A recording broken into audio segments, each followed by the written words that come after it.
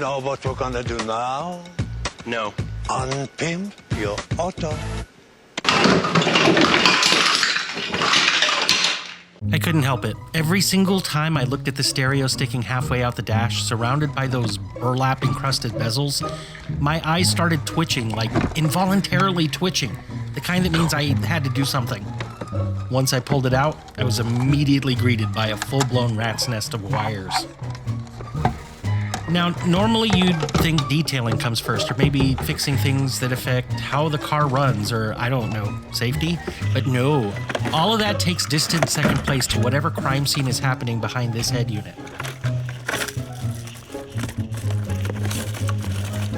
I'm fairly confident that this wiring disaster is responsible for at least half the weird electrical behavior in this car.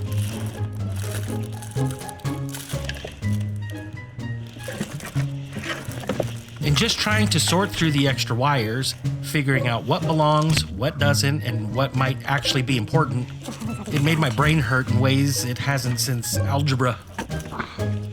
I know this probably isn't what you're expecting to see in this video, but while Snowpocalypse 2026 is happening just outside, I figured this was the perfect time to dive in and at least unpimp this part of the car before touching literally anything else.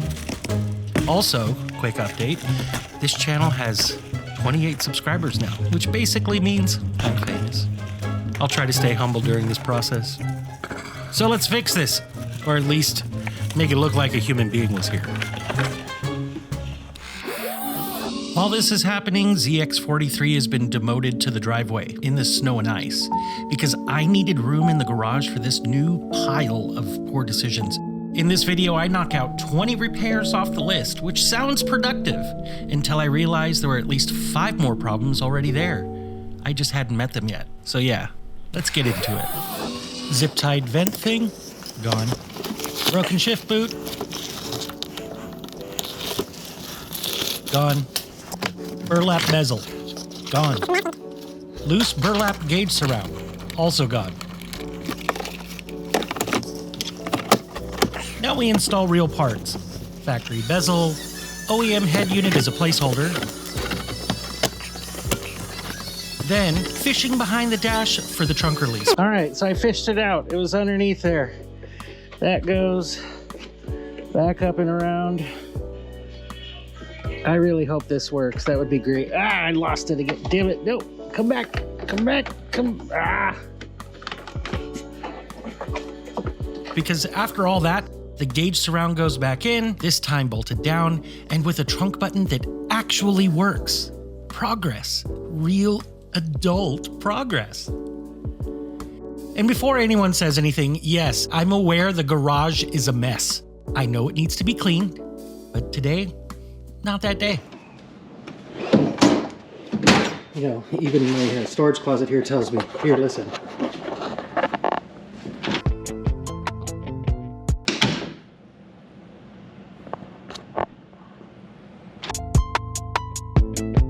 Where's my snare?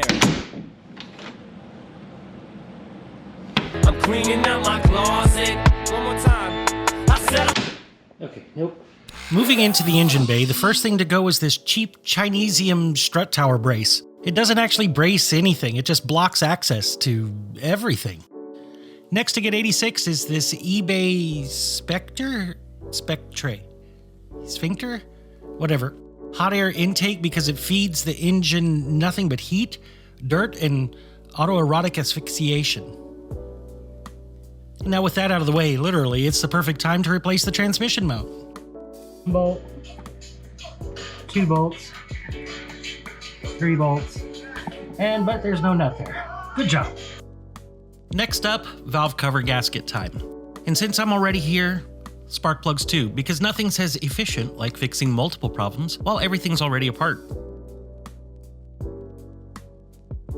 The old gasket was doing that classic Ford thing where it technically still exists but no longer seals anything. Oil everywhere, baked on grime, just years of quiet neglect. New gasket goes in, plugs come out, new plugs go in, everything cleaned as best it can be without pretending the engine bay will ever be perfect. It's not glamorous, but this is the kind of work that actually makes a difference, even if no one ever sees it once the hood's closed. With the new gaskets and plugs in place, everything goes back together. And then the aftermarket nonsense finally leaves the building.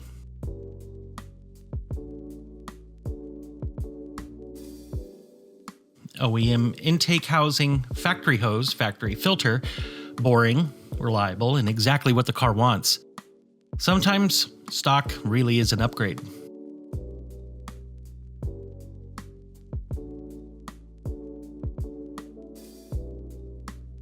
Moving over to the passenger side, it's time to replace the worn-out, wobbly engine mount. The old one comes out easily enough, which should have been my first warning sign, because only after it's out do I realize the replacement Rock Auto sent me is for an SVT Focus, which means it doesn't fit at all. And that's where we stop for the day. I'm done. At this point, I'm over it. The next morning, I make the extremely dangerous trek through ice and snow to get in the zone. All while trying to get ZX43 back inside where it's warm and climate controlled. That poor car. Back with the correct mount, the install actually goes smoothly, right up until the isolator nut refuses to move. Eventually, it caves under roughly 1 G of me, which I'll take as a win. New isolator in, everything wiped down. Engine officially supported again, which is more than I can say currently for myself.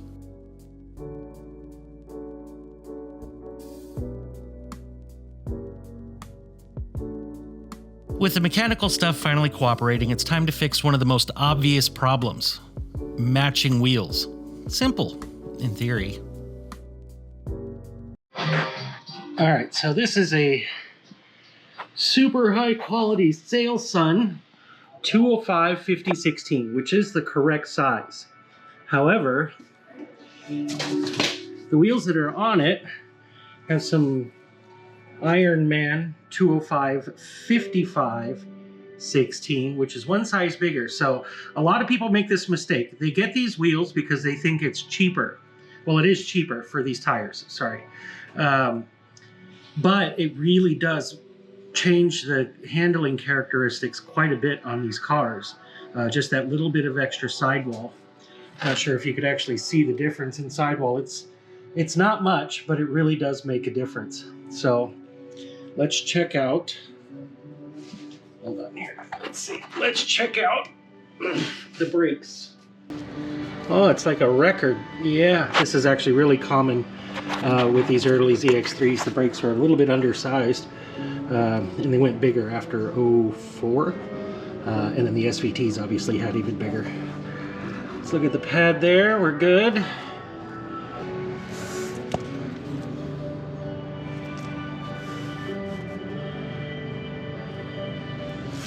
Well, I think... Oh crap, are you kidding me? Oh. Ooh. I don't know if it's going to show this or not, but that is quite the lip there. I'm pretty sure that inner pad is completely gone. Completely.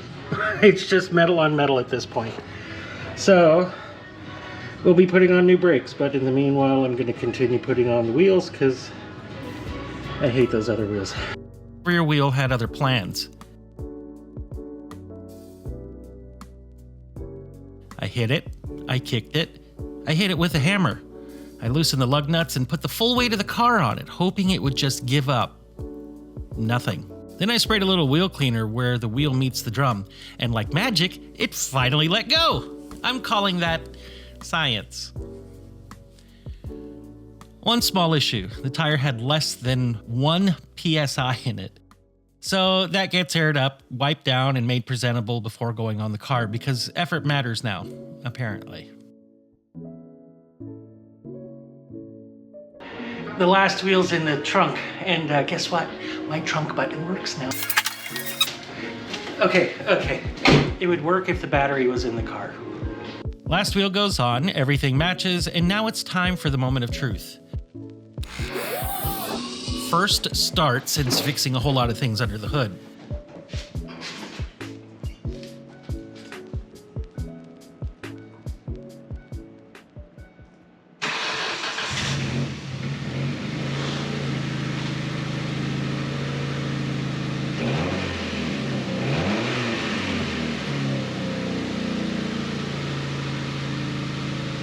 My face might not show it, but I was genuinely happy. The car runs smoother, quieter, and less like it's actively mad at me. Still more to go, but definitely an improvement. With the car officially running better, it's time to deal with the decals, starting with this V-Speed sticker. I have no idea what V-Speed is or was, but this decal was crustier than all of the bread people panic bought for a 2-day 1mm snowstorm. So I went straight for the eraser wheel. This one fought the hardest, completely baked into the paint. But between the eraser wheel and a quick pass with the DA polisher, it came off like it was never there, which is exactly how it should have been. Working my way around the car, I did a quick wipe down with Elite Finish detailing wash mist, just enough to separate dirt from actual paint damage. Next on the chopping block, that stupid Star Edition badge. Fishing line makes quick work of the badge, although I didn't realize until it was too late, it was also cutting into my hands.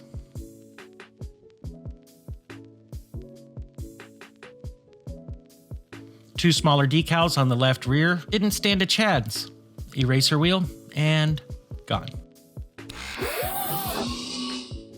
There's something incredibly satisfying about stepping back and looking at work you just finished. The trunk button works, the gauge surround is secured, the stereo bezel looks factory again. It's all cleaned up, properly unpimped. Which, in a weird way, feels like the modern version of pimping your ride. I decided to keep the pool ball shift knob. It's growing on me, especially now with the proper shift boot and reverse lockout installed. It's not designed for one, but it works. And the yellow number 1 ball matching the car, that actually feels intentional now. Matching wheels, cleaner lines, fewer bad decisions. Let's take a look at the list.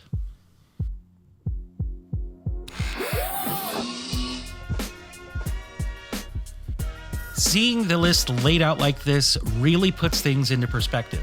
A lot got done, and a lot more still needs to be done. Some items are crossed off, some new ones mysteriously appeared, and that's just part of owning a car like this. I'm cautiously proud of the progress so far. This was also my first time using the new GoPro, and filming while actually working on the car is definitely a learning curve. There were mistakes, awkward angles, and moments I didn't catch the way I wanted to, but that'll improve with time. Let me know what you guys' thoughts are on the video, what you liked, what you thought it could have been done better, and what you want to see next. Thanks for watching, everybody. Until next time, and I'll see you in the next one.